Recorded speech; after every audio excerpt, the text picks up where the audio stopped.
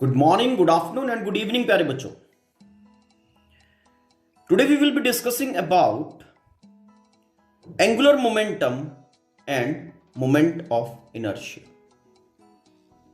Now in our previous discussion we have discussed the relation between moment of inertia and torque, yes, for a rigid body. Now we will be taking into account the angular momentum and moment of inertia, how they both are related to each other. Okay, so to move ahead, I am considering a rigid body made up of particles, each with mass m1, m2, m3 up till n. Okay, a rigid body is considered, okay, made of n particles. Each particle, okay, now those particles, okay, have masses m1, m2, m3 and so on, and these particles are situated at perpendicular distances. m1 is situated at perpendicular distance r1 from the axis of rotation, second particle let is situated at r2, so on, and the nth particle is situated at rn, perpendicular distance. It's okay, from the axis of rotation. So a rigid body is considered in the situation body is moving around, rigid body is moving around z axis. अब concentration जो हमें रखना है, okay, जो हमें assumption रखनी है वो किस तरह से रखनी है ना, उसके लिए मैं आपको बता देता हूं. तो if you will be proceeding with दो steps, everything is very much easy. आपको रिलेशन जो फाइंड करना है, you have to find the relation between angular momentum and moment of inertia. ठीक है, angular momentum and moment of inertia.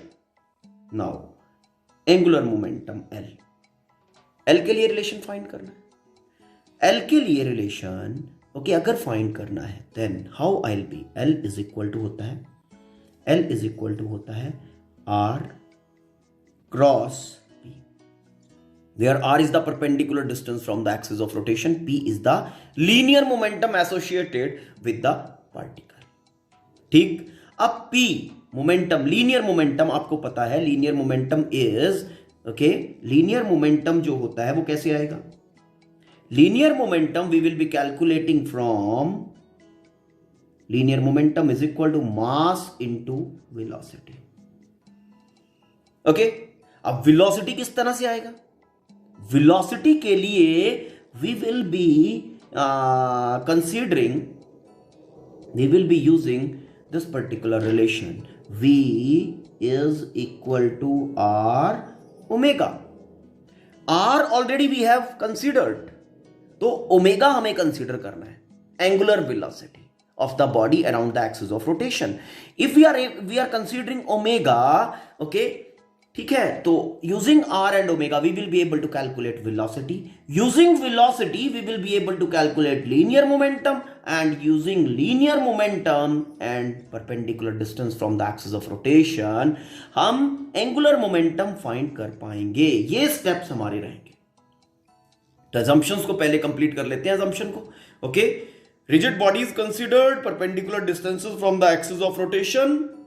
Let the considered body is going around this z axis. Z axis is the axis of rotation, okay, going around this axis of rotation, okay, with angular velocity omega, constant angular velocity. So this considered rigid body is going around z axis with constant angular velocity omega. ठीक है, now first of all calculate the velocity of each particle, linear velocity, क्योंकि angular velocity for each particle will be constant, है ना, क्योंकि सारा, if the body is going around this particular axis, तो all the particles they will be moving such that they will be having same angular displacement in same interval of time. Okay, तो angular velocity for each particle will be same, लेकिन क्योंकि perpendicular distances for each particle is different, okay, तो जो linear velocity associated with each particle होगा that will be different. Why? Because linear velocity v is equal to r omega. It depends on the distance, perpendicular distance from the axis of rotation. Okay, so let's write the linear velocity. Okay, linear velocity of all the particles. Fine. So linear velocity of first particle. Now linear velocities, okay, for the first particle. First particle ka dekho, this first particle is going around z-axis with angular velocity omega.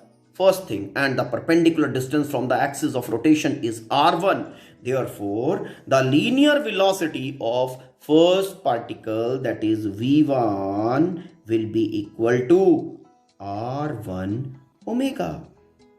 V is equal to r omega. Fine. Now for second particle and third particle and so on.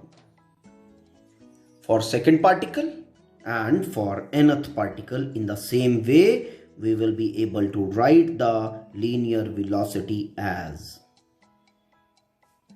velocity nth is equal to r n omega. It's okay? ठीक है. अब देखो velocity का magnitude तो आ गया. अब अगर simple way में मैं आपको ये पूछूं, what's the direction of velocity? जो ये बॉडी हमारा घूम रहा है, द बॉडी, रिजिड बॉडी जो हमारा जेड एक्सिस के around, okay, going Z axis के around, it is going around with constant angular velocity, है ना? तो इसका linear velocity, each particle, for each particle what will be the direction of linear velocity? ध्यान देना, this linear velocity is going like this, है ना? फिर ये यहां से घूम के ऐसे और फिर ये ऐसे, it is going like this, it is going like this. तो यहां से व्हेन इट इज गोइंग, तो यहां से ये घूम के, तो यहां पे अगर हम टेंजेंट बनाए, ईच पार्टिकल जो होगा, each particle will be moving on circular path, okay, of radius equal to perpendicular distance of the particle from the axis of rotation. हर एक पार्टिकल सर्कुलर पाथ के ऊपर घूम रहा होगा, और ये सारे सर्कुलर पाथ इस रिजिड बॉडी के लिए अगर हम चेक करें, ये सारे के सारे circular path will be parallel to each other, okay, with the centre on the axis of rotation and radius of each circle as the perpendicular distance from the axis of rotation, perpendicular distance of the particle from the axis of rotation. तो circle, a body, a particle is moving on circular path, उसका velocity किधर होगा? Tangent drawn in the progress direction. तो यहां पे हमारा body, ध्यान देना, ए घूम के ऐसे, यस, तो यहां से वो घूम के नीचे से फिर वापस आएगा, ठीक है? तो यहां से अगर हम बात करें, velocity will be perpendicularly inside the page, yes, ठीक है, perpendicularly inside the page. So velocity of, और velocity for each particle, okay, will be perpendicularly inside the page. Tangent drawn देगा ना, परपेंडिकुलरली इनसाइड द पेज. ये diagram में देखो, perpendicularly inside the page. Now velocity, after finding the velocity, we have to find the linear momentum of each particle. अब linear momentum for each particle, देखो P is equal to mass into velocity. जिस direction में velocity होगा, in the same direction will be the linear momentum for each particle. So using this relation, writing the linear momentum for each particle. Linear momentum for each particle. For first particle, linear momentum will be P is equal to mass into velocity. First particle के लिए velocity of first आ जाएगा, है ना? अब vector में उड़ा रहा हूं, सिर्फ मैग्नीट्यूड कंसीडर करूंगा. मास इंटू वेलोसिटी, वेलोसिटी का वैल्यू डाल रहा हूं. Mass of the first particle is m1 and velocity for the first particle already we have written it, r1 omega. Okay, तो velocity for first particle will be r1 omega. It's okay. तो linear momentum for the first particle, okay, direction बाद में लिखेंगे, पहले magnitude की बात कर लेते हैं, m1 r1 omega. Okay, For second particle now, magnitude only, direction तो सबका parallel to velocity vector ही होगा, है ना? P2 is equal to, similarly we can write mass of the second particle, perpendicular distance that is R2, omega सभी particles के लिए same है, ठीक? Now similarly for nth particle, linear momentum for nth particle is equal to mass of nth particle, perpendicular distance of nth particle and omega. It's okay? ठीक है. Now what about direction of linear momentum? As this relation is showing, in whatever direction will be velocity, in the same direction the linear momentum will be existing. अब जो velocity है हमारा, that is perpendicularly inside the page. Okay, तो linear momentum will also be in the same direction, perpendicularly inside the page. तो linear momentum is calculated like this, and its direction for each particle is perpendicularly inside the page. Now, in the next step, what we have to do? Linear momentum आ गया.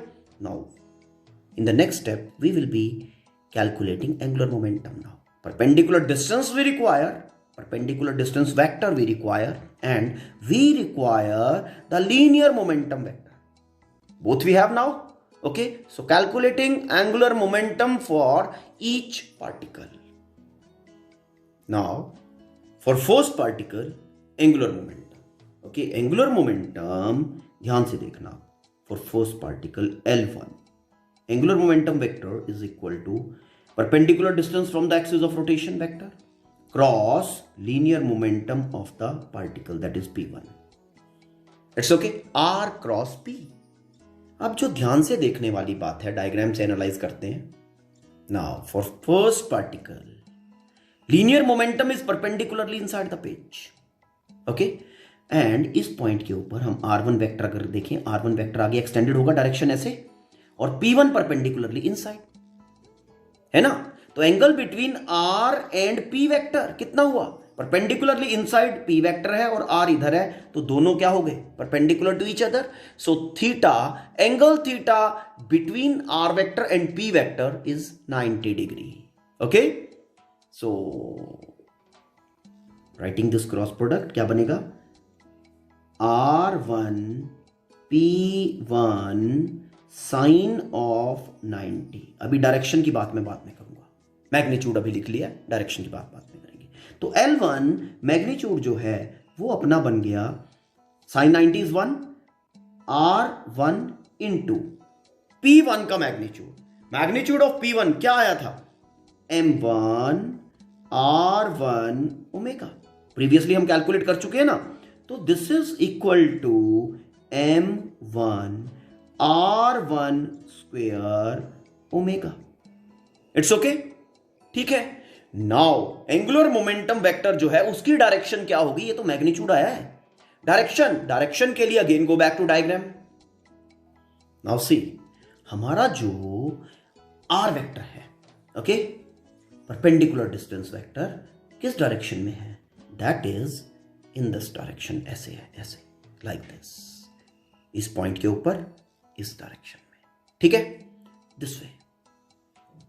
Linear momentum vector जो है वो perpendicularly inside है. तो जब आप R cross P की बात करोगे, you will be curling your fingers of right hand thumb rule use होगा ना, तो फिंगर्स को कर्ल करेंगे हम R टू P, ये लाइक दिस. ये R का डायरेक्शन, P पेज के अंदर, तो फिंगर्स को कर्ल किया लाइक दिस, कर्ल किया. ओके, तो क्या मिल रहा है? Thumb is pointing parallel to axis of rotation, parallel to Z axis. तो फर्स्ट पार्टिकल के लिए जो एंगुलर मोमेंटम का डायरेक्शन है, that is parallel to axis of rotation. Similarly second particle, similarly nth particle and so on. Okay, so what info we got about direction के बारे में हमें क्या पता चला? कि direction is applying right hand thumb rule. Okay, कि direction is parallel to axis of rotation. Okay, अभी उसको लिखते हैं. पहले हम सभी पार्टिकल्स का इंडिविजुअली एंगुलर मोमेंटम लिख ले, magnitude only. Now for second particle similarly we can write angular momentum, magnitude of angular momentum as m2 r2 square omega. Okay, now for nth particle, तो magnitude of angular momentum for nth particle is equal to m n r n square okay, omega. All these moment of inertia vectors, they are parallel to axis of rotation. Okay, positive z axis. Fine. So now angular momentum for each particle is along or parallel to positive z axis. Diagram देख लेते हैं एक बार. जो moment of inertia है इस body का parallel to Z axis, मतलब सारे के सारे एंगुलर मोमेंटम, ओके, सारे के सारे एंगुलर मोमेंटम है, एंगुलर मोमेंटम वेक्टर जो है they are parallel to Z axis. Okay, mean simple word में हम क्या कह सकते हैं, they all are in same direction, है ना. तो अब मैं अगर total angular momentum of the body लिखूं, of the rigid body, okay, so how I will be writing that. See, for total angular momentum of the body, okay, अब देखो सारे के सारे एंगुलर मोमेंटम वेक्टर्स जो हैं वो बेसिकली हम वेक्टोरियली ऐड करेंगे ना. L vector total angular momentum is equal to L1 vector, मतलब फोर्स पार्टिकल का angular momentum, L2 vector, L3 vector plus up till nth vector. It's okay, as all the vectors are pointing in same direction. Okay, तो जो resultant का direction होगा that will be same, है ना, that is parallel to Z axis, क्योंकि सारे के सारे जेड एक्सिस के, पॉजिटिव जेड एक्सिस के अलोंग है. ठीक है, और magnitude will be, magnitude of the total will be sum of magnitude of all.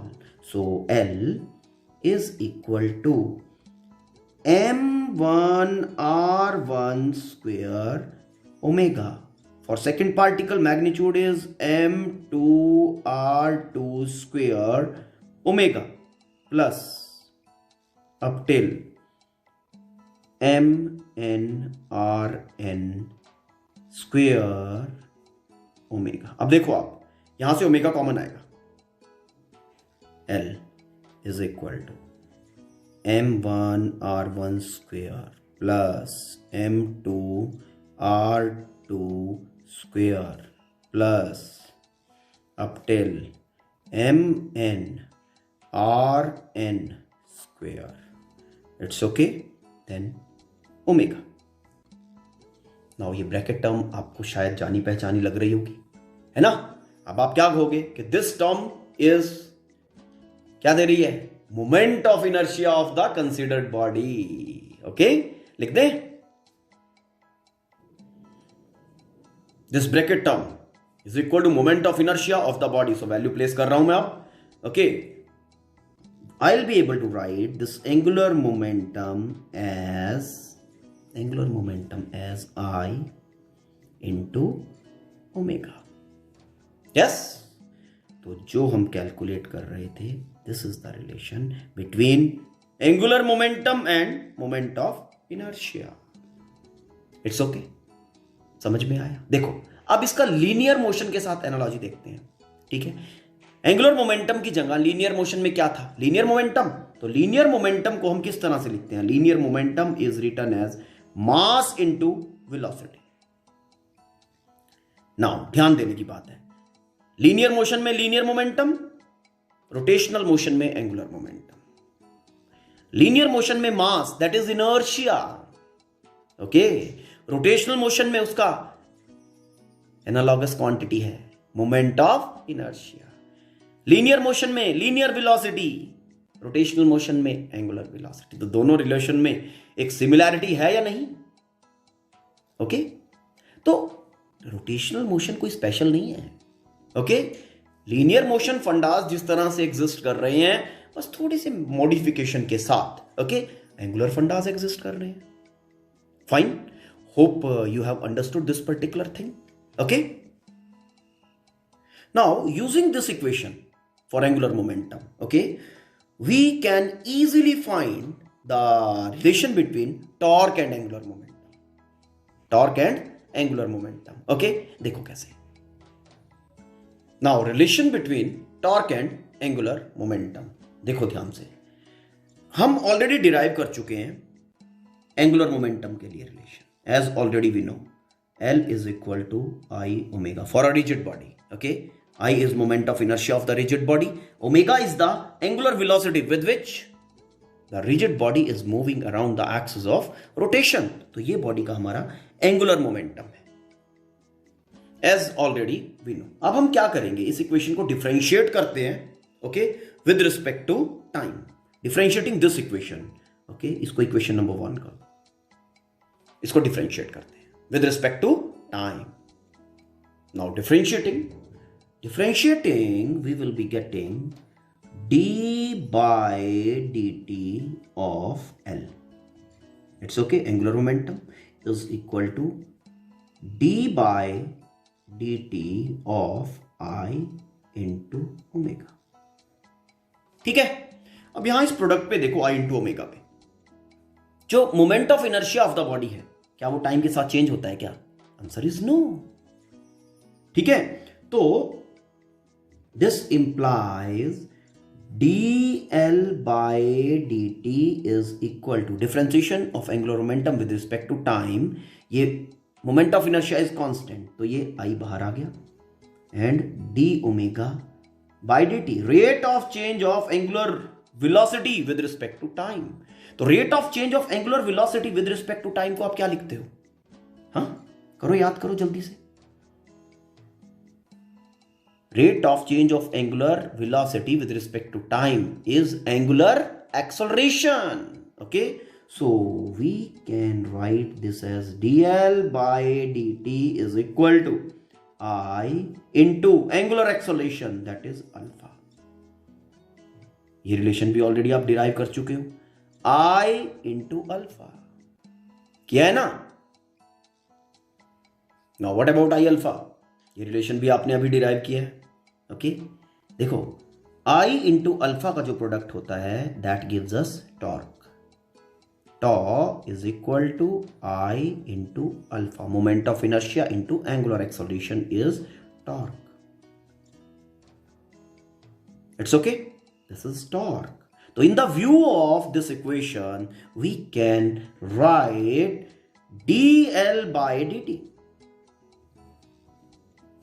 Time rate of change of angular momentum is equal to I alpha. I alpha की जगह पे place करो torque. तो ये लो, आपका टॉर्क इज इक्वल टू कितना बना? d by dt of L, angular momentum. अब कुछ इसमें तुम्हें सिमिलैरिटी नजर आ रही है लीनियर मोशन के साथ? Newton second law of motion के बारे में सोचो जल्दी से. Newton second law of motion, linear motion, Newton second law of motion जो है वो हम लीनियर मोशन के सिचुएशन में कंसीडर करते हैं, and we write the thing as F is equal to rate of change of linear momentum with respect to time. अब यहां पे देखो, करें रिलेट. सी, एक्सटर्नल फोर्स, तो ये आ गई external torque is equal to, है ना, लीनियर मोशन में लीनियर एनफोर्समेंट, रोटेशनल मोशन में rotational enforcement, that is torque. Differentiation with respect to time, differentiation with respect to time. Linear motion में linear momentum का differentiation with respect to time, and rotational motion में angular momentum का differentiation with respect to time is giving torque. है दोनों में relation. Fine. तो like this again and again I am saying linear motion and rotational motion दोनों में एक analogy है. फाइन.